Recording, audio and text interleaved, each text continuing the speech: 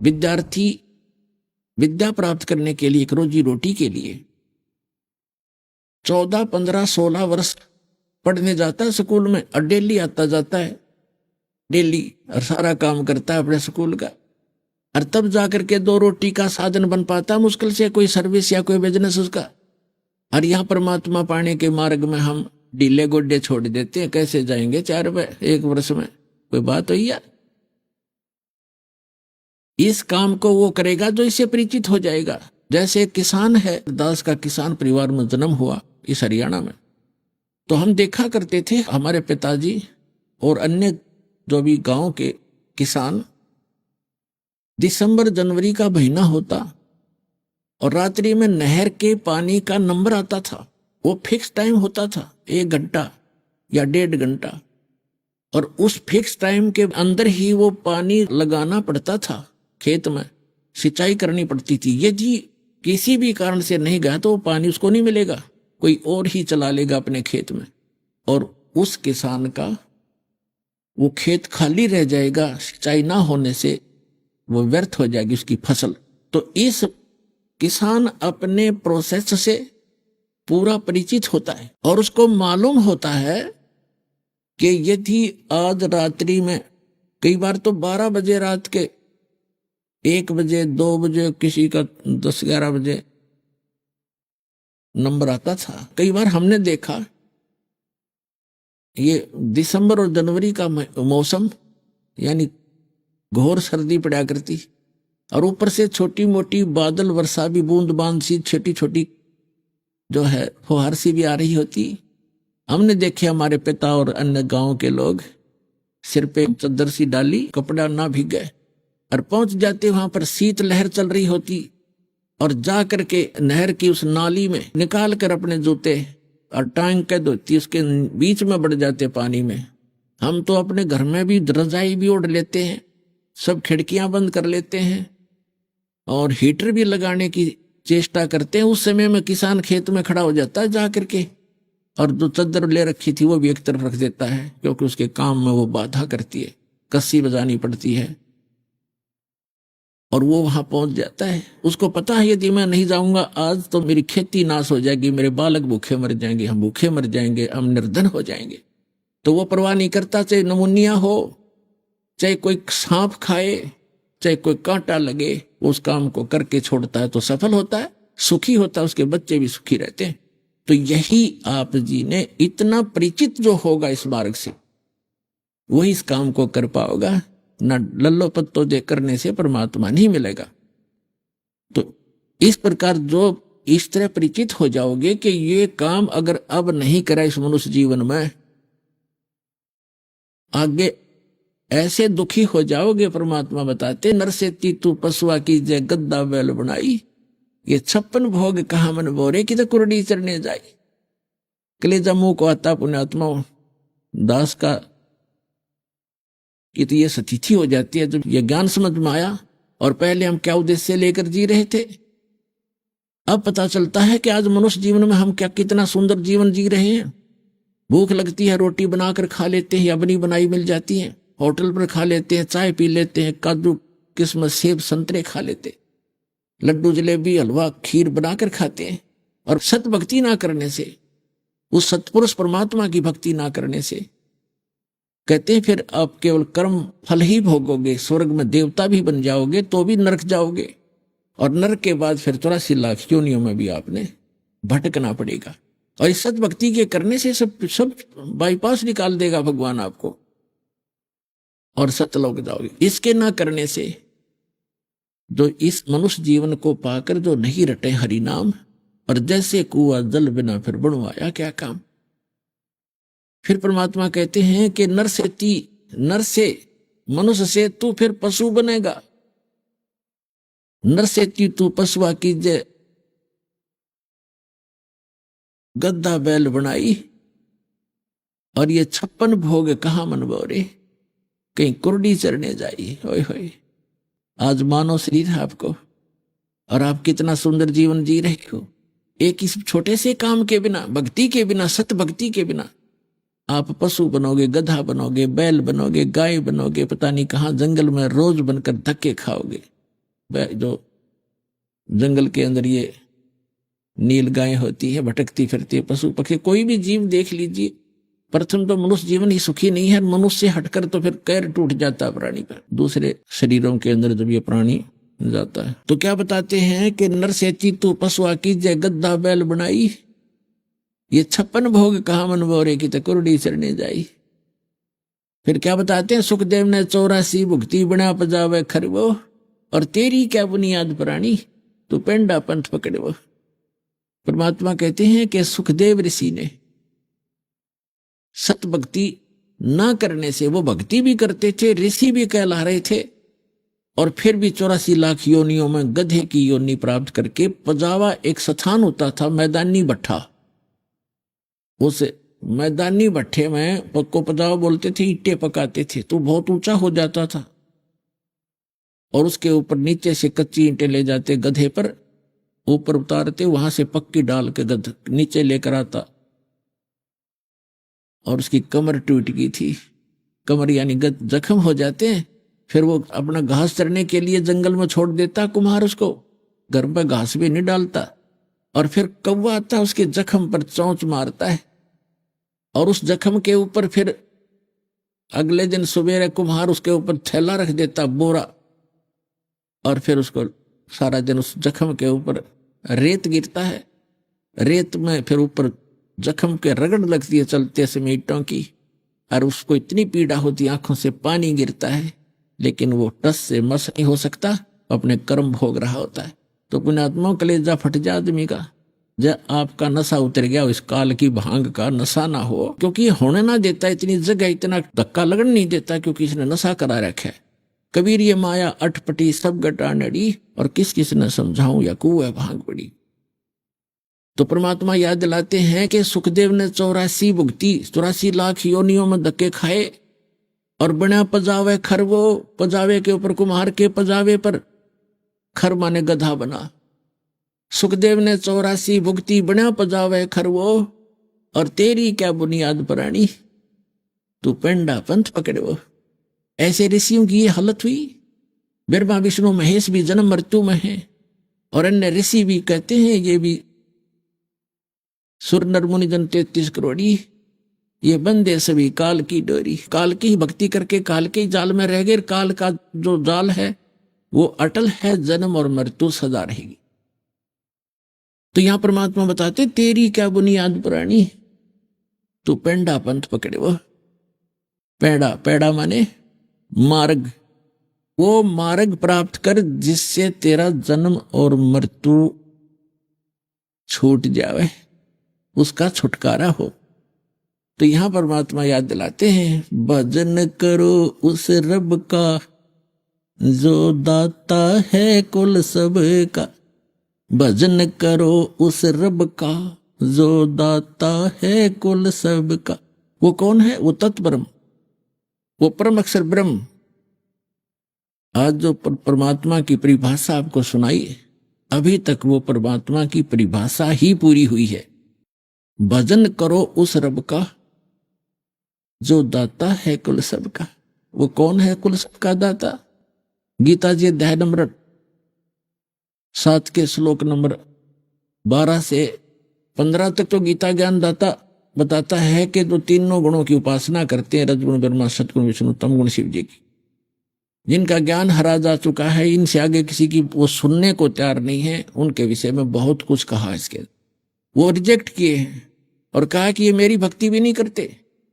फिर अपनी भक्ति के विषय में गीता ज्ञानदाता श्री कृष्ण में बोल रहा है, सरपुरुष 21 ब्रह्मांड का स्वामी प्रभु साहब, ये कहता है मेरी भक्ति भी 4 प्रकार के करते हैं, अर्थार्थी, आर्थ, जिज्ञासु और ज्ञानी। ज्ञानी को छोड़कर तीनों को भी रिजेक्ट कर दिया कि ये भी अपने पास मोक्ष मार्ग नहीं इनके ग्रहण करते। ज्ञानी है तो अच्छी आत्माएं, परमात्मा के लिए घर भी त्याग दिया। इनको यह भी समझ में आ गया कि अन्य उपासना नहीं करनी चाहिए एक ब्रह्म को छोड़कर।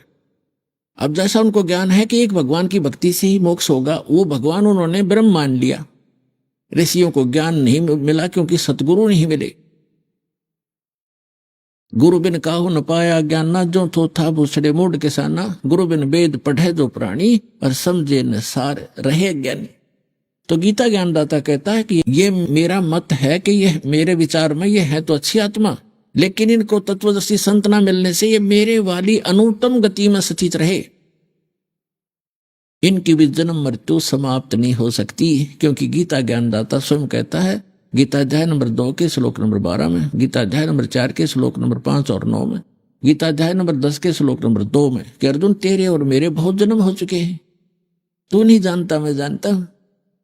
और अपना मंत्र बताता 8वें अध्याय के 13वें श्लोक में, ओम इति एकाक्षरम ब्रह्म विवहरण माम अनुसमरणीय प्रियाति तजन देहम से आती परमाम गतिम। मुझ ब्रह्म का एक ओम मंत्र है, इसकी साधना करता हुआ शरीर छोड़कर जाता है तो ओम से मिलने वाली ब्रह्म गति को प्राप्त होता है। जो ब्रह्म की साधना वो ब्रह्म लोक में जाता है। गीता अध्याय नंबर 8 के श्लोक नंबर 16 में कहा है, ब्रह्म लोक पर्यंत भी, ब्रह्म लोक में गए हुए भी पुनरावृत्ति में है, जन्म मृत्यु में आते। इसके गीता अध्याय नंबर 18 के श्लोक नंबर 62 में, गीता अध्याय नंबर 15 के श्लोक नंबर 4 में कहा कि तत्वदर्शी संत की प्राप्ति के उपरांत परमेश्वर के उस परम पद की खोज करनी चाहिए जहां जाने के बाद साधक फिर लौटकर कभी संसार में नहीं आते। और अर्जुन तू सर्वभाव से उस परमेश्वर की शरण में जा, उसकी कृपा से तो परम शांति को, सनातन परम धाम को प्राप्त होगा। 15वें अध्याय के 4थे श्लोक में कहा है कि तत्वदर्शी संत से तत्व ज्ञान प्राप्त करके उसके पश्चात परमेश्वर के उस परम पद की खोज करनी चाहिए जहां जाने के बाद साधक फिर लौटकर कभी संसार में नहीं आते। और जिस परमेश्वर ने सारे ब्रह्मांडों की रचना की है, जो कुल का मालिक है, जो सबका मालिक है, भजन करो उस रबदा जो दाता है कुल सबका। गीता अध्याय नंबर 15 के श्लोक नंबर 16 और 17 में 3 पुरुष बताए, सरपुरुष, अक्षर पुरुष, और तीसरा जो परम अक्षर ब्रह्म है, परम अक्षर पुरुष, वही उसके विषय में बताया कि यह लोक धर्म अविश्य विवर्ती अवैश्वर है, उत्तम पुरुष तो अन्य परमात्मा उदाहरते। उत्तम पुरुष तो कोई इन दोनों से और है, सरपुरुष और अक्षर पुरुष से, और वही तीनों लोकों में प्रवेश करके सबका धारण पोषण करता है। तो यहां वही बताया गीता अध्याय नंबर 15 के श्लोक नंबर 4 में कि जिस परमेश्वर ने सारे ब्रह्मांडों की रचना की है, ये उल्टा लटका संसार रूपी वृक्ष जो जिसकी जड़ जो मूल है वो परम अक्षर ब्रह्म समझो, तो पूरे पेड़ को जड़ से ही आहार मिलता है, उसी से उसका पालन होता है। तो मूल मालिक इसलिए कहलाता है कुल का मालिक। भजन करो उस रबदा जो दाता है कुल सबदा, वो सबका दाता है। तो जड़ से ही सारे वृक्ष को आहार मिलता है, तो उस मूल मालिक से ही यहां सबकी परवरिश हो रही है, परमात्मा से। अब जो प्रसंग चल रहा है हम उसी पर आते हैं कि जिस परमेश्वर ने सारे ब्रह्मांडों की रचना की है, यानी संसार रूपी वृक्ष की प्रवृत्ति जिससे विस्तार को प्राप्त हुई है, और केवल उसी की भक्ति करो, अपनी भक्ति को भी मना कर दिया उसने, केवल उसकी भक्ति करो। 8वें अध्याय के 1 के उत्तर में बताया है कि परम अक्षर ब्रह्म है। तीसरे मंत्र में कहा है 8वें अध्याय के गीता में कि वो परम अक्षर ब्रह्म है, जिसको जानकर 7वें अध्याय के 29वें श्लोक में कहा है कि जिस तत्परम को जानकर प्राणी केवल जरा और मरण से, वृद्धावस्था के दुख से और मरण मन मृत्यु के दुख से छूटने का प्रयत्न करते हैं। तो यहां गीता ज्ञानदाता 8वें अध्याय के 5 और 7 मंत्र में अपनी भक्ति करने को कहता है कि मेरी भक्ति कर मुझे प्राप्त होगा, लेकिन युद्ध भी करना पड़ेगा। इसलिए युद्ध भी करना पड़ेगा तो शांति नहीं हो सकती। इसलिए 8वें अध्याय के 8, 9, 10 श्लोक में कहा है कि उस परम अक्षर ब्रह्म की भक्ति करेगा, सच्चिदानंद घन ब्रह्म की भक्ति करेगा तो उसको ही प्राप्त होगा, और फिर तेरी जन्म मृत्यु कभी नहीं होगी। तो पुण्यात्माओं, अब जो प्रसंग चल रहा था कि परमात्मा की परिभाषा का आपको पता चला, आपको ज्ञान हुआ। आज सबसे पहले दास ने वाणी परमात्मा के विषय में बोली थी, आगे गए ना बावड़े रोते भी सब जाही, बिन साहेब की बंदगी कहीं ठोर ठिकाना नहीं। पहले चले गए उन्होंने तो हमें कुछ ज्ञान बताया नहीं, उनके साथ क्या बीता, कहां गए, पशु बने, पक्षी बने, स्वर्ग गए, नरक गए, और रहते भी सब जा, शेष बचे वो भी ऐसे ही चले जाएंगे। बिन साहेब की बंदगी कहीं ठोर ठिकाना ना। साहेब माने परमात्मा की, सत्य पुरुष की। अब साहेब माने भगवान, अल्लाह, खुदा, रब, स्वामी, मालिक। अब कौन से मालिक की, कौन से रब की, कौन से साहेब की भक्ति करोगे, ये आपको बता दिया गया है। भजन करो उस रब दा जो दाता है कुल सबका। कुल सब का कौन दाता है ये डिफाइन हो चुका है। अब वो परमात्मा स्वयं आते हैं और जैसा आपको बताया कि अच्छी आत्माओं को मिलते हैं, और प्रथम प्रकार की स्थिति में तो वो सतलोक में रहते हैं, दूसरे प्रकार की स्थिति में वो एक नवजात शिशु का रूप धारण करके और प्रत्येक युग के प्रारंभ में किसी कमल के फूल पर आकर विराजमान होते हैं। कमल का फूल जल में होता है, इसलिए परमात्मा नारायण कहलाते हैं।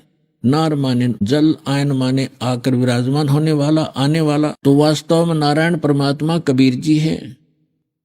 अब जैसे ये और भी नारायण कहलाते हैं, थोड़ी बहुत देर से सैया पे लेट के भगवान विष्णु जी को भी नारायण कहने लग गए। इनको भगवान भी कहते हैं, इनको स्वामी भी कहते हैं, लेकिन वास्तव में स्वामी कौन है ये आपको परिभाषित कर दिया। अब वो परमात्मा कहता चारों युग में संत पुकारे और कूक कहा हम हेल रे, हीरे माणिक मोती बरस ये जग सुगता ढेल रे। चारों युग में संत पुकारे। कौन संत? जिनको परमात्मा मिले, उन्होंने वही ज्ञान सुनाया, सबको सच्चा ज्ञान बताया, परमात्मा की स्थिति से परिचित कराया, और जगह जगह जाकर के उन्होंने ढोल के डंके पे कहीं भी खड़े होकर के किसी भी साधु संत से या भक्तों से चर्चा किया करते थे।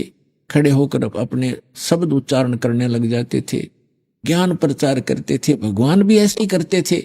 ऋग्वेद मंडल नंबर 9 सूक्त 94 के मंत्र 1 में कहा कि वो परमात्मा जब यहाँ पृथ्वी पर आता है और एक कवियों जैसा आचरण करता हुआ घूमता फिरता है, लोकोक्तियों के माध्यम से ज्ञान बोलता है, दोहों के माध्यम से। ऋग्वेद मंडल नंबर 9 सूक्त 96 के मंत्र 16 से 20 में भी यही प्रमाण है कि वो कबीर देव, कबीर साहब नाम है उसका, और अपनी कबीर वाणी के द्वारा लोकोक्तियों के माध्यम से, दोहों के माध्यम से, शब्दों के माध्यम से, और ये जो शब्द सुनाते हैं राग पद्य भाग में, इनके माध्यम से ऊंचे स्वर में बोल बोल कर आवाज घूमता फिरता जैसे कवि आचरण करते हैं ऐसी लीला करता है। लेकिन वो भगवान होता है।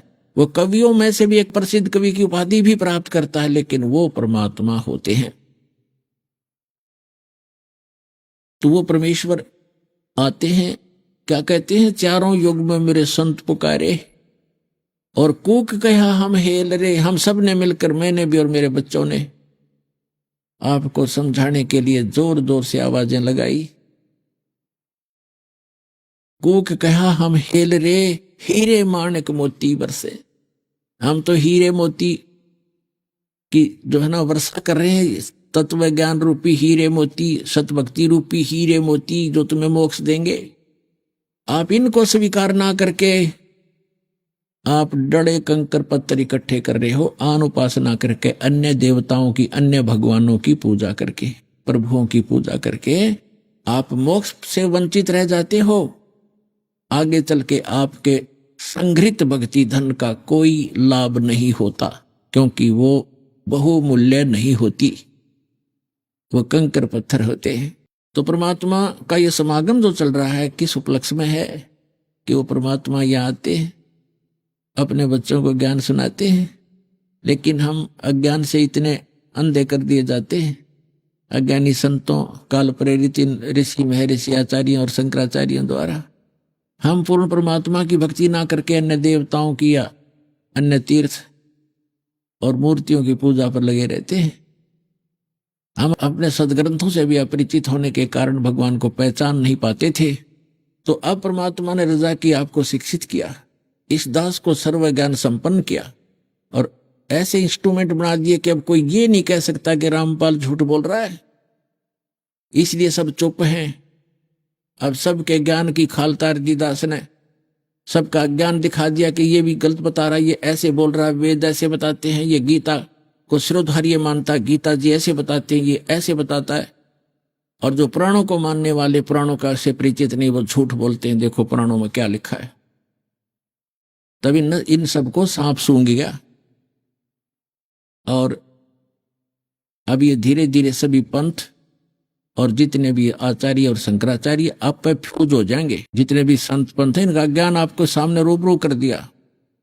जैसे पहले दास का जन्म किसान परिवार में होने के कारण हमें याद है कि वर्षा के दिनों में कहीं पर भी आम कोई खाकर डाल देता गुठली, वो आम के पौधे उगाते थे छोटे छोटे। हम उसको वहां से उठा के निकाल के और दूसरे खेतों में लगा कर आते जहां नहीं होते थे वृक्ष, तो वहां तक ले जाते तो किसी पौधे की मिट्टी हट जाती जड़ों से, तो दूसरा साथी कहा करता तेरा ये पौधा ना उग गए, ये लगे नहीं क्योंकि राम ने जड़ दिखेगी। और वो ऐसे होता था क्योंकि 1-1.5 घंटा दूसरे खेत में जान में लगता, वहां लगाते वो सूख ही जाता था, दूसरे लग जाते थे।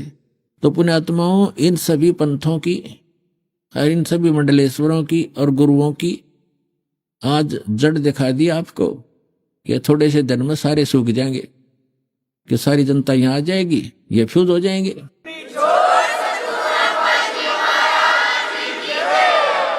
तो परमात्मा क्या बताते हैं, सतयुग में सत सुकृत कह टेरा, त्रेता नाम मुनींदर मेरा, द्वापर में करुणा में कहाया, और कलयुग नाम कबीर धराया। चारों युग में आता हूं मैं। सतयुग में सत सुकृत नाम से, त्रेता में मुनींदर नाम से ऋषि कहलाए, द्वापर में करुणा में नाम से, और कलयुग में कहते कबीर नाम से आता हूं। अब सत्सुकृत नाम से जब परमात्मा आए उस समय एक कमल के फूल पर विराजमान हुए। ये तो उनकी एक स्थायी लीला होती है, प्रत्येक युग में करते हैं। सतयुग में परमात्मा आए, सत्सुकृत नाम से प्रसिद्ध हुए, और एक विद्याधर नाम का ब्राह्मण, दीपिका उसकी पत्नी, दोनों, उनके संतान नहीं थी, उम्र भी काफी हो गई थी 50-60 के आसपास, और उनको परमात्मा कमल के फूल के ऊपर एक सरोवर पर मिले थे, बालक रूप धारण करके, जैसा वो लीला करते ही करते हैं, शिशु रूप धारण करके आते। तो वह घर पर ले गए उठा करके। कई दिन तक उन्होंने अन्नपान कुछ नहीं किया, जलपान नहीं किया, चिंतित हुए। फिर परमात्मा ने स्वयं ही उनको कहा कि कुंवारी गाय लाओ मेरे लिए। अब कुंवारी गाय लाई गई बछिया, उसने दूध देना शुरू किया। उससे परमात्मा ने दूध पान प्रारंभ किया, क्योंकि कुंवारी गाय एक पवित्र गाय मानी जाता है, पवित्र पशु, और उससे परमात्मा सतलोक से दूध भेजते हैं अपना। पुण्यात्मा, अभी तो विज्ञान ने इतना ही जो प्रोग्रेस की है कि एक स्थान से दूसरे स्थान पर सारी फिल्म की फिल्म भेज देते हैं, और परमात्मा मटेरियल भी भेज देता है। ऐसे ही वो साइंस वाले कभी नहीं कर पाएंगे। तो कहने का भाव ये है कि उस परमात्मा ने सतलोक से दूध मंगाया कुंवारी गाय के अंदर, और वो पिया करते थे। कहने का भाव ये है कि वो लीला ऐसी करते ही करते हैं प्रत्येक युग में, और वेद इसकी गवाही देते हैं कि वो परमात्मा होता है जो शिशु रूप धारण करके आता है, और शिशु रूपधारी परमात्मा की परवरिश की लीला कुंवारी गायों के द्वारा होती है।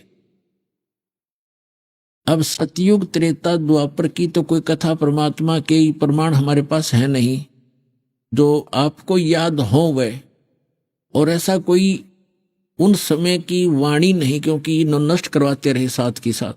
अब ये कलयुग के अंदर परमात्मा ने जो वाणी बोली है और धर्मदास साहिब ने लिखी है, वो आज भी कबीर सागर, कबीर साखी, कबीर बीजक और कबीर दोहाली शब्दावलियों के माध्यम से हमारे पास उपलब्ध है।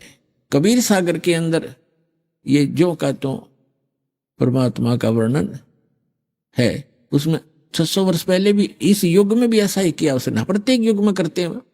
तो इससे वो भी समझ में आएगा पीछे वाला।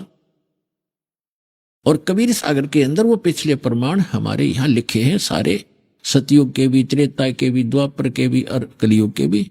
तो लेकिन जो कलयुग के अंदर दास बता रहा है और जो हमारे वेद भी बता रहे हैं, तो वो दोनों मिलते हैं कलयुग वाले।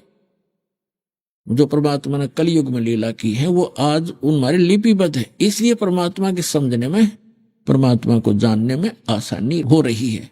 और जिन महापुरुषों ने भगवान देखा उन्होंने वही बताया, वेदों ने वही ज्ञान दिया, तो गीता जी भी वही बता रही है। तो परमात्मा पहचानने में हम बहुत आसानी हो गई है, क्योंकि हम शिक्षित हैं, सदग्रंथों को स्वयं देखेंगे और देख रहे हैं तभी मान रहे हो आप। तो सतयुग के अंदर परमात्मा को वो जो विद्याधर ब्राह्मण था वो ले गए। धीरे धीरे बड़े हुए परमात्मा 5 वर्ष की आयु में ही, 4-5 वर्ष की आयु से ही मनु जैसे महर्षियों के छक्के छुड़ा दिए और सबकी बोलती बंद कर दी। परमात्मा एक प्रश्न किया करते थे कि कौन ब्रह्मा का पिता है, कौन विष्णु की माँ, शंकर का दादा कौन है, ऋषि जी मुझे बता।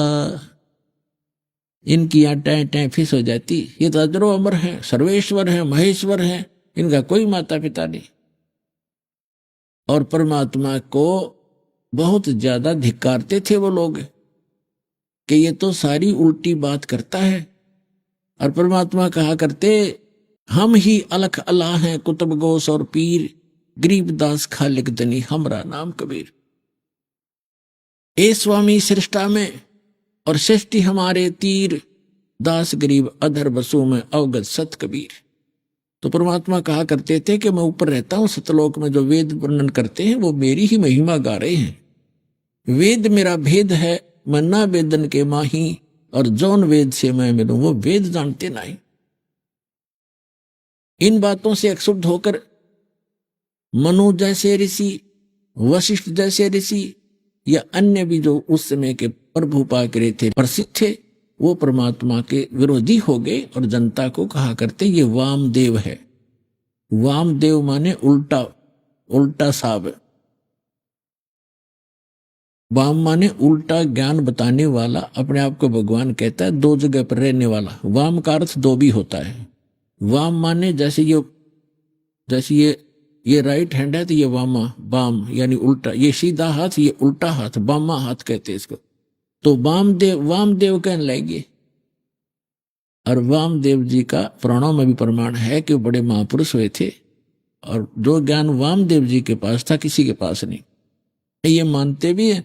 और उनका आगे नामो निशान नहीं, उनके ज्ञान का कहीं आधार नहीं माना। इस प्रकार सतयुग का इतना ही इतिहास भगवान का, वैसे बहुत से महापुरुषों को मिले हैं, उनको पार भी किया है। सतयुग में भी कुछ एक पार हुए हैं, लेकिन परमात्मा ने कलयुग में ही सबको पार करना था, और थोड़े थोड़े प्रत्येक युग में भी निकाले हैं जो उनके ऊपर दृढ़ हुए। फिर बताते हैं त्रेता के अंदर परमात्मा एक मुनिंदर नाम के ऋषि नाम से प्रसिद्ध हुए। ऐसे ही वही आत्मा जो विद्याधर ब्राह्मण था, वही अगले त्रेता के अंदर वेदविज नाम का ब्राह्मण हुआ, ऋषि हुआ। उस समय भी वो निसंतान थे, और जो उनकी पत्नी दीपिका थी वही आगे चल के सूर्या नाम की उसकी पत्नी रूप में जन्मा। तो उस समय उनको परमात्मा फिर मिले। उनको संतान नहीं दी क्योंकि उनके संस्कार में नहीं थी, जानबूझ कर नहीं दी भगवान ने कि इनको निकालना है। ऐसा नहीं पुण्यात्माओं कि संतान है वो नहीं निकलेंगे, क्योंकि ये सतयुग त्रेता द्वापर तक जो बैन था, तो इसमें वो निकल नहीं सके थे अगर ज्यादा फंस जाते। तो अब तो बच्चे होंगे, वो भी अच्छी बात है, उनको भगवान की भक्ति, उनके संस्कार अच्छे बन जाएंगे, वो भी पार होंगे।